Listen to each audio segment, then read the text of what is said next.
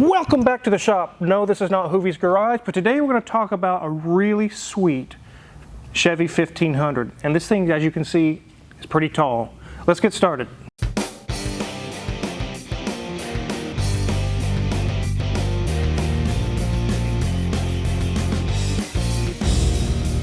Wizard, are you in there? I barely see you. I'm over here. Oh, hi, there you are. Yep, this one's pretty, like I said, is pretty tall. Let me come around to you guys. Oh, that's better. Okay, there we go. This is a 1985 Chevy half-ton. As you can see, it's been lifted. It has a small block V8 in it. The customer just inherited, her dad passed away. This was her dad's truck. And she had some ideas of things she wanted to fix up and bring it back to its former glory. But she really didn't have an idea how much things are going to cost. So she listed out things she wanted done. We got the estimate done, and first of all, it came in here not even running. Like, you could crank it forever, it will not start. We did get that solved. The customer's budget did not allow us to go any further. But let's go ahead and take a look around this thing and talk about these old square body pickups. There is the beautiful iconic front of this 85 Silverado. I remember seeing these new as a kid.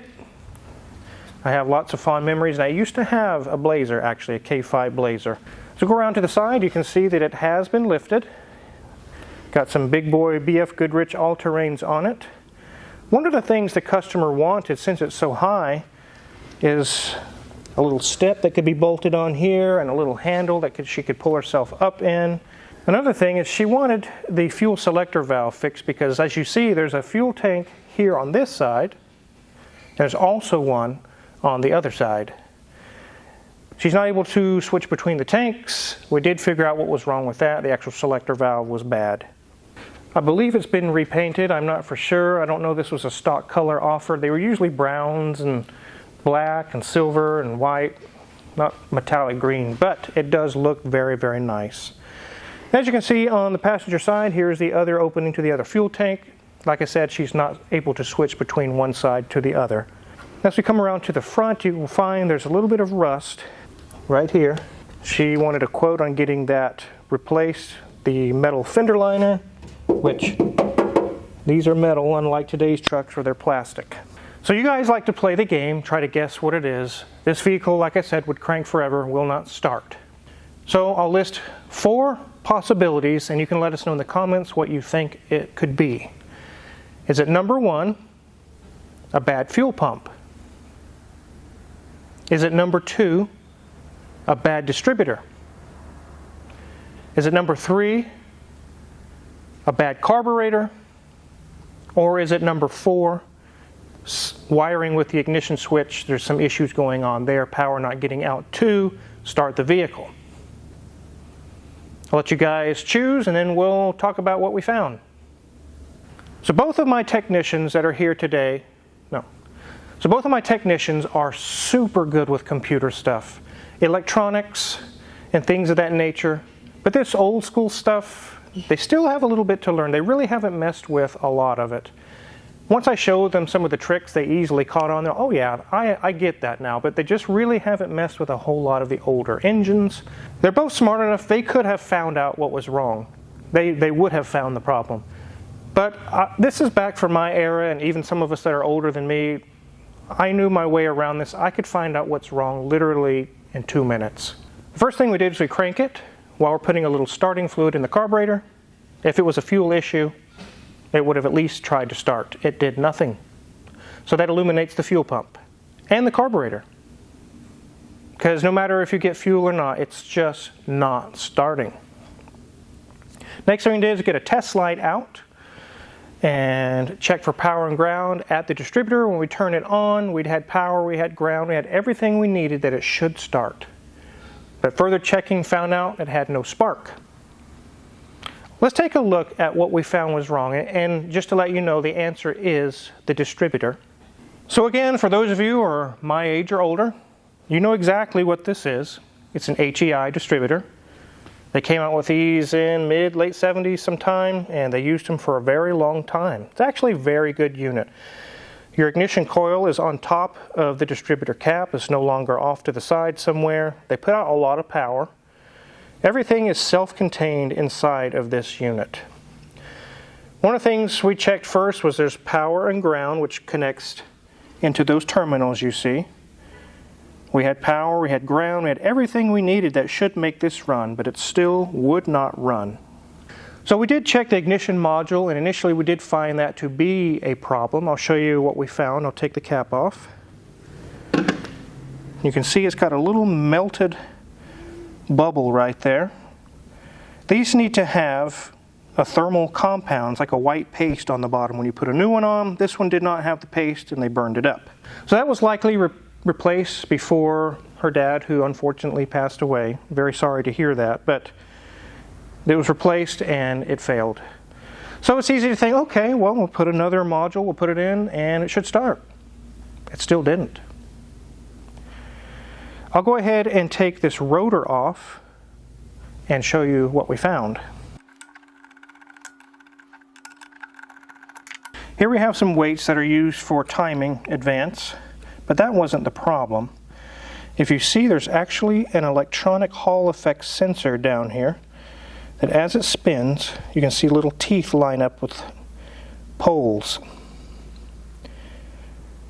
That is used, as you see the wiring here, by this ignition module to do timing adjustments. And what we found was the actual sensor here, the Hall effect sensor, was dead. When the ignition module was replaced, I don't know what happened. Maybe something got chipped or something, I don't know, but it died on her, and we did find that it was that sensor. You can replace just the sensor. You can take this all apart and mess with it. But I remembered from a year or two ago, you can get an entire distributor assembly for 50 or 60 bucks anymore. I mean, the whole thing, the cap, the coil, the rotor, the distributor, everything. I can spend that much money or more trying to fix this one. Why would I even bother? So let's take a look under the hood, what we did. How you doing up there, Mrs. Wizard? Good thing you got a stool, otherwise I don't know if I'd be able to show this. Yep, I've worked on many trucks where at the shop we used to have, we actually had a topside creeper. You could lay up there and work and everything. I worked on a lot of trucks that way. We don't do a whole lot of trucks here, but if you take a look and you can see the red distributor cap, there it is, a complete distributor assembly. So with a complete assembly, everything's new for a lot less money than it takes to even fool with the old distributor. And it worked. I'll go ahead and start it up and let you guys hear.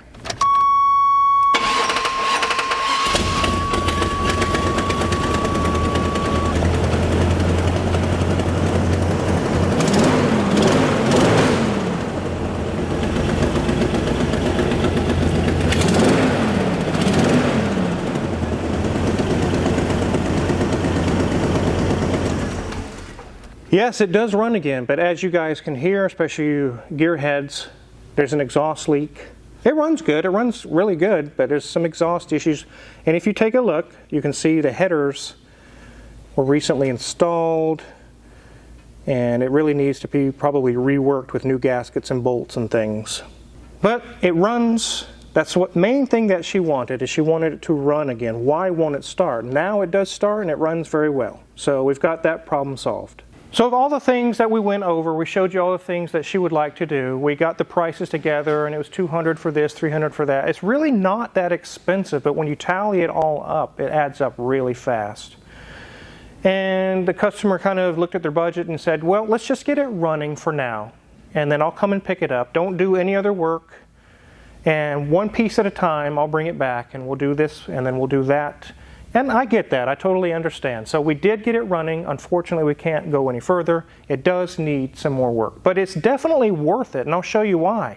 Right here is a K5 Blazer, which basically is this truck right here without a top on it. $26,000. I've seen some of these go for even higher, especially the pickup truck versions. They can go 30 or 40 grand. And being she inherited this, she doesn't have a lot invested in buying one. It's definitely worth fixing it. So we told the customer, hey, when budget allows, bring it back. We'll take care of the next thing and then the next thing, and we'll get this thing totally sorted for her. It is a sweet, sweet truck. I remember these old trucks. I really like them. They are very popular, especially in the Midwest. You see a lot of these on the road, they're in very nice condition. And there's still some that aren't so nice condition, but they're still going. So this definitely is technology and things back from the old days and some of the stuff I started working on. And it's kind of fun to work on the older stuff sometimes. Unfortunately, this stuff's getting really old, and it can be really difficult on the older vehicles. You got rusted brake lines or rusted things like that. It can take a lot longer. So back in the day at the dealerships when these were new, a job that could take an hour now takes 2 or 3 because they're old. But like I mentioned, this one is definitely worth putting the time into. I'm glad we could get it running for her again. She can go drive it, she can enjoy it. I'll be excited to move along further, getting this thing sorted for her. There's a lot of links in the description below, a lot of things you want to check out there. We have a lot of videos coming down the pike, lots of cars in the shop. You want to make sure you hit the subscribe button here, and thanks for watching.